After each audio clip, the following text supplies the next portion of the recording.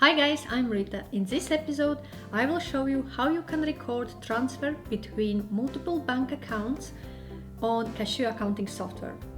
To record the transfer between bank accounts, you need to go to Transactions section, click on Add and select Transfer. Here you are presented with a pop-up table.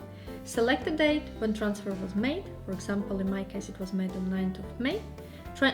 Enter an amount, there was £500 made, currency, select from which account money was taken out and moved into. If you want, you can add additional information here or attach files. Once you have added all information, click Post.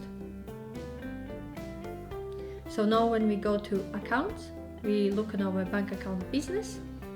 There is £500 recorded as going out, and when I look in my pound account,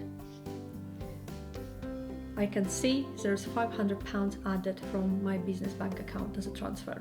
It will show as 2 arrows as well. So in this episode, I showed how you can record a transfer between bank accounts on your Kashoo accounting software. Also, I have shared the link in the description section below to my complete Kashoo accounting software tutorial. If you have any questions or require any further advice, feel free to reach out to me.